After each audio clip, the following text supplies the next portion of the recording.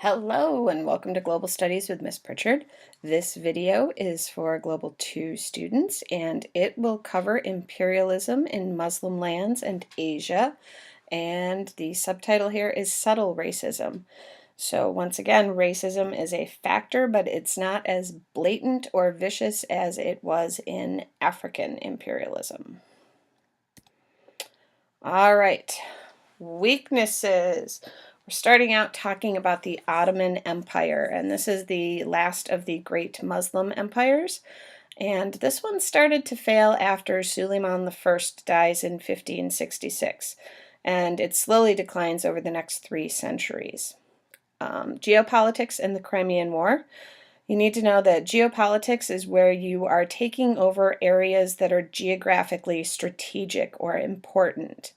And the area around the Black Sea is very important. You can think of the Middle East as very important today because that's where we get a lot of our oil from. So Europeans want to control these important places. So the Russians declare war on the Ottoman Empire in an attempt to gain control of the Black Sea because they want a warm water port. Keep in mind, most of their ports are up in the northern parts of the world, so they freeze over. Can't really trade if your ships are frozen in a port. So Britain and France don't want Russia to get stronger, so they help the Ottomans defeat Russia. And this is the first war covered by newspaper reporters, so there are a lot of changes.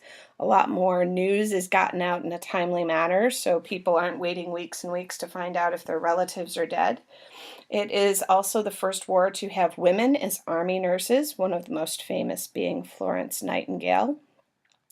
And it's really the Crimean War that reveals the weakness in the Ottoman Empire. And after this, Britain and Russia are also going to fight over control of India, and you get Afghanistan and Central Asia dragged into it as well. So all of those problems that we're going through in Afghanistan and Central Asia, like Pakistan and northern India, that started like 150 years ago, so it's not really a new thing. All right, Muhammad Ali and his descendants. I am not talking about the boxer here. He is a leader of Egypt. All right, so after Napoleon fails to win Egypt, they break away from the Ottoman Empire and they get control of Syria and Arabia. They modernize the military and the economy, and they convert to plantations growing cotton as a cash crop instead of subsistence farming. This is really hard on the peasants because the peasants lose land and therefore food. So you get a large portion of the population that is suddenly completely poor and has no way to feed itself. And keep in mind, that is not a good thing. So the Suez Canal is built with Egyptian labor, French money, but it is controlled by the British. So the Suez Canal makes it much easier to sail from the Mediterranean to the Red Sea because you no longer have to sail around Egypt. So it opens up that door into the Indian Ocean, which, keep in mind, the Indian Ocean is the center of wealth for the entire world and has been throughout history. Now, this modernization costs a lot of money. Egypt can't pay for it, so this is when the British take over, and that is in 1882. So basically, Britain repossessed Egypt, if you want to think of it that way. All right, Persia, which is modern-day Iran, gets caught in the middle. Persia has to fight off Russia and Britain because of its strategic location and access to the Persian Gulf. They discover oil in 1908, which gets more and more pressure from Britain because, keep in mind, Britain is pretty much the farthest along in industrialization, and oil is going to become a major resource for modern industries. All right, so you get tensions between the rulers and the religious leaders, and that turns into civil unrest. So the rulers give up too much while the religious leaders keep control of the people. 1906, they get a constitution, and in 1907, Britain and France divided into spheres of influence, which, if you have done the European imperialism in Africa notes, you know spheres of influence is where countries had exclusive trading rights. So they had regions of Iran that they both controlled. All right. In India, instead of the British government controlling it, it is at first controlled by the East India Company. And they use sepoys, which is an army of native Indian soldiers, to keep control. And India is considered the jewel in the crown. It is Britain's most valuable colony. And the British designed the laws that make the Indian economy dependent on British manufacturing. One example of that is some of the first woven textiles in the world, especially cotton textiles, came out of India.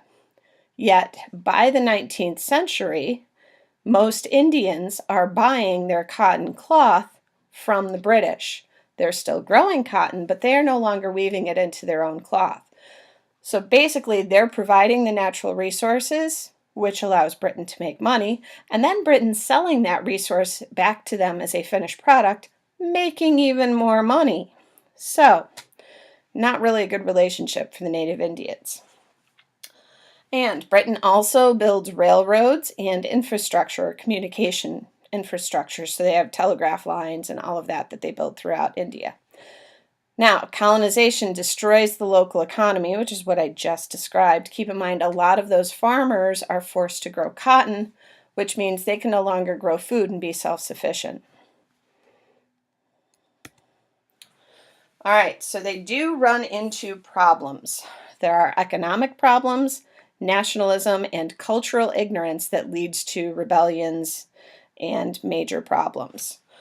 One of the most famous being the 1857 Sepoy Mutiny. Now, there are rumors that the new cartridges for the rifles are greased with beef and pork fat. So this is offensive to both Hindus and Muslims because Hindus do not eat beef, Muslims do not eat pork. There's your problem. And the cartridges, you had to bite off the end of it to load it, so that meant you had to ingest whatever is on that cartridge. You were going to ingest either pork fat or beef fat or both. So there is a rebellion. It lasts for a year, and this is where the British government steps in and takes over from the East India Company. And it's divisions in Indian society and weak leadership that prevents the Indians from gaining their independence then. Now, the defeat of the rebellion adds to the British sense of racial superiority, also known as social Darwinism in the late 19th century. They figure we are the best culture, we are the strongest. That is why we are able to take over everyone else. And Indian national groups form and begin to campaign for independence, but it's going to take them many, many decades to actually achieve it. All right, in Southeast Asia, there are other problems. The Pacific Rim, so keep in mind that's the area right along the edge of the Pacific Ocean. You have the Dutch East India Company that takes control of the East India Islands. The British take over Malaysia. The French take over Indochina, which is what we call, or what modern-day Vietnam used to be called, I should say. And the major difference is this area becomes an immigration destination for all Asian cultures. So you get people from India and Thailand and China all going to these islands to get jobs. So, all right, and in Siam, which is present-day Thailand, the Siam kings played the colonial powers against each other, and that makes Siam a neutral territory. And it is King Mongkut who modernizes and maintains the Siamese independence at the same time. All right, U.S. imperialism. The Spanish-American War is probably the best example of U.S. imperialism. This is when the U.S. acquires the Philippines, Puerto Rico, and Guam. And that's after they win the war that they themselves started with Spain. Now, Filipino nationalists, led by Emilio Aguinaldo, fight for independence, and the U.S. promises to prepare them for self-rule, but it takes quite a while for the U.S. to actually give them independence. And keep in mind, Puerto Rico and Guam still do not have independence. They are considered American territories. They're protectorates, so they do have their own governments, but the U.S. controls all of the outside issues and foreign diplomacy for them. And American businesses encourage growing cash crops instead of food crops, which leads to food shortages in all of these areas. And we have Hawaii. U.S. influence begins with sugar plantations. Then they have laws that eliminate tariffs that make Hawaiian sugar more expensive than American sugar. So American sugar growers want Hawaii annexed so that they can make even more money. They overthrow the Hawaiian Queen in 1893. They make Sanford B. Dole president of the new republic, and then it becomes an American territory in 1898. And you might know that Hawaii is actually the last state that was added to the Union, and I believe that is in the late 1940s. So that is your summary of European imperialism in Muslim lands in Asia and U.S. economic imperialism in the Pacific. So make sure you show me your notes for credit, and that's it.